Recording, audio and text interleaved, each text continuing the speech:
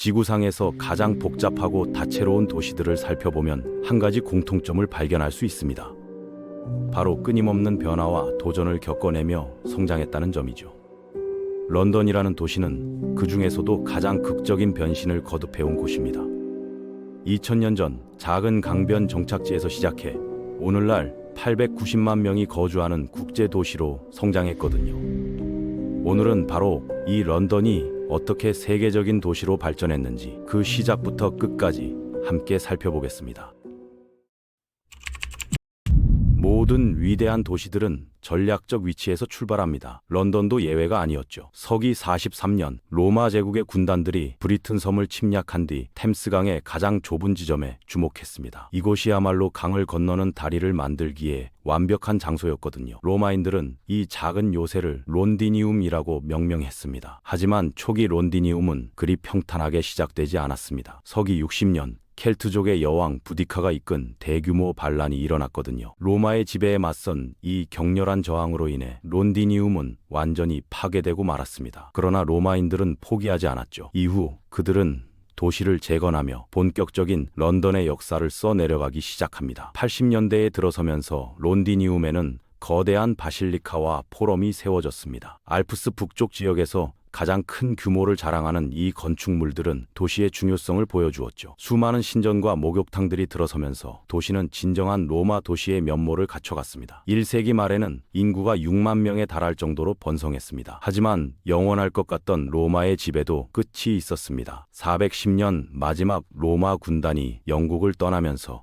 론디니움은 급속히 쇠퇴하기 시작했죠. 5세기 말이 되자 한때 번영했던 이 도시는 거의 유령 도시가 되어버렸습니다. 그런데 놀라운 일이 일어났습니다. 오직 세기에 걸쳐 앵글로색슨족이 바다를 건너 이주해오면서 새로운 활력이 불어닥쳤거든요. 이들은 버려진 로마 도시 대신 서쪽에 룬덴비크라는 새로운 정착지를 만들었습니다. 현재의 코벤트가든 주변이었죠. 7세기 말에는 10,000명 정도가 거주하는 활기찬 항구 도시로 발전했습니다. 604년에는 런던 최초의 주교인 멜리투스가 세인트 폴 대성당의 첫 번째 버전을 건립했습니다. 이는 이교도였던 앵글로색슨족이 기독교로 개종하는 데 큰 역할을 했죠. 번영하는 무역 도시로 성장하면서 룬덴비크에는 종교적 보물들이 쌓여갔습니다. 그런데 이것이 오히려 화를 불렀습니다. 9세기에 들어 바이킹들의 시선을 끌게 된 것이죠. 830년대부터 시작된 바이킹의 공격은 점점 격렬해졌고 871년에는 거대한 바이킹 군대가 런던을 점령했습니다. 옛 로마 성벽 안에 주둔한 이들의 지배는 15년간 지속됐죠. 886년 알프레드 대왕이 이끄는 영국군이 마침내 런던을 되찾았습니다. 알프레드는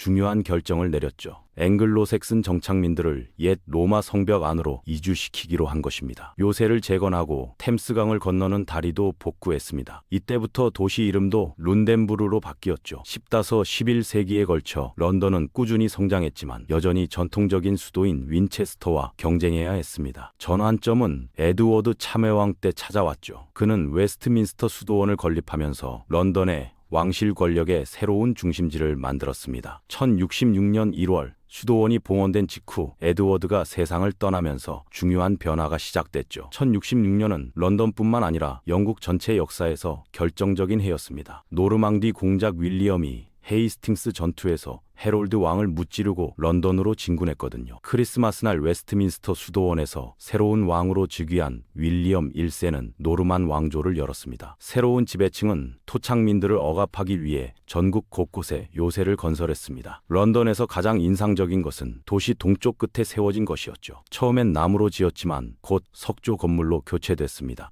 바로 오늘날의 런던 탑이었죠. 노르만 정복 이후에도 윈체스터가 여전히 수도 역할을 했습니다. 하지만 11세기 말 대화재로 윈체스터가 큰 피해를 입으면서 상황이 바뀌었죠.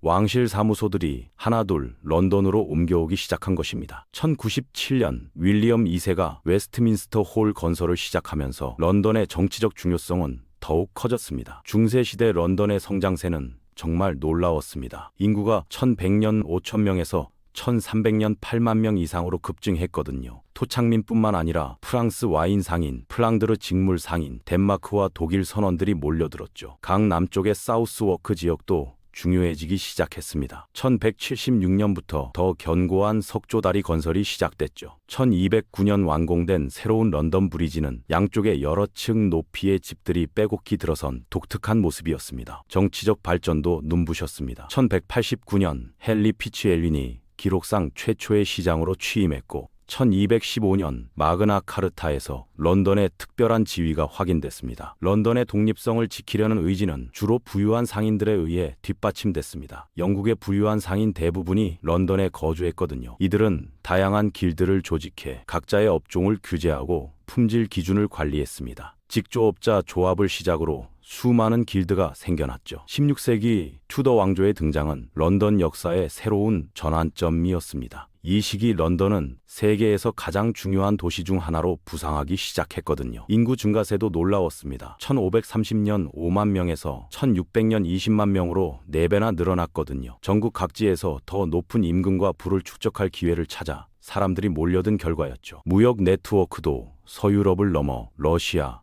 아메리카, 아프리카, 인도까지 확장됐습니다. 모스크바 회사나 동인도 회사 같은 무역 조합들이 조직되면서 자본주의 발달이 가속화됐죠. 문화적 발전도 눈에 띄었습니다. 이 시기에 극장이라는 새로운 형태의 오락이 등장했거든요. 1574년 전용 극장이 지어졌고 그중 가장 유명한 것이 사우스워크의 글로브 극장이었습니다. 윌리엄 셰익스피어의 가장 영향력 있는 작품들이 이곳에서 상연됐죠. 17세기 들어 런던은 현대 도시로의 전환을 시작했지만 여러 충격적인 사건들을 겪어야 했습니다. 1605년 12월 5일 불만을 품은 가톨릭 신도들이 화약 음모를 꾸몄거든요. 찰스 1세가 1625년 왕위에 오른 뒤 상황은 더욱 악화됐습니다. 점점 독재적이 되어가는 그의 통치에 의회가 반발하면서 1642년 내전이 터졌거든요. 런던 시민들은 의회 편에 서서 왕당파 공격에 대비해 도시 주변에 면에 요새를 건설했습니다. 결국 찰스 1세는 체포돼 1649년 반역죄로 처형됐죠. 이후 10년간 런던은 공화정 치하에 있었지만 1660년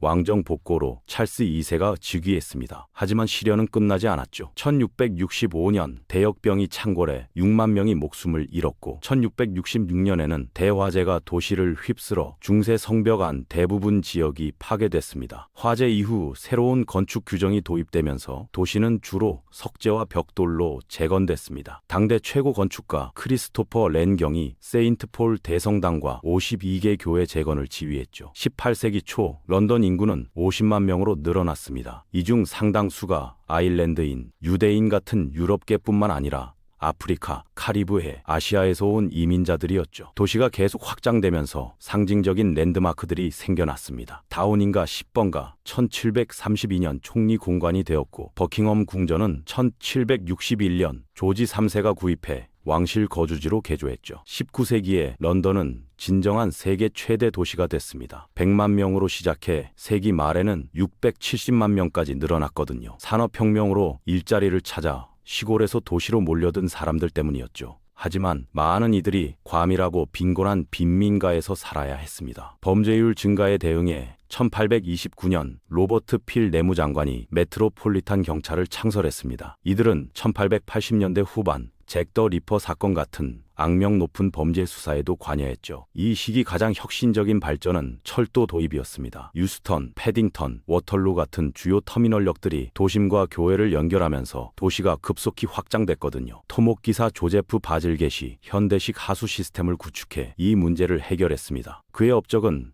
다른 어떤 빅토리아 시대 공무원보다 많은 생명을 구한 것으로 평가됩니다. 20세기 들어 런던은 두 차례 세계대전의 충격을 겪었습니다. 1차 대전 때는 독일 체펠린과 항공기 공습으로 670명이 사망했지만 전선에서 돌아오지 못한 시민들의 희생이 더 큰 상처였죠. 2차 대전은 훨씬 파괴적이었습니다. 1940년 9월부터 1941년 5월까지 블리츠 기간 동안 런던은 71차례의 공습을 받았고 18,000톤이 넘는 폭탄이 투하됐거든요. 수천 명의 어린이들이 시골로 피난을 떠났고 남은 시민들은 방공호나 지하철역에 숨어야 했습니다. 런던 시티와 도클랜드가 주요 표적이 되어 많은 건물이 파괴됐습니다. 놀랍게도 세인트폴 대성당은 살아남았죠. 전쟁이 끝날 때까지 약 3만 명의 런던 시민이 폭격으로 목숨을 잃었습니다. 전후 런던은 오늘날의 모습으로 변모하기 시작했습니다. 전쟁 중 손상된 빅토리아 시대 주택들이 철거되고 새로운 개발이 이뤄졌죠. 대영 제국 각지에서 온 새로운 이민자들이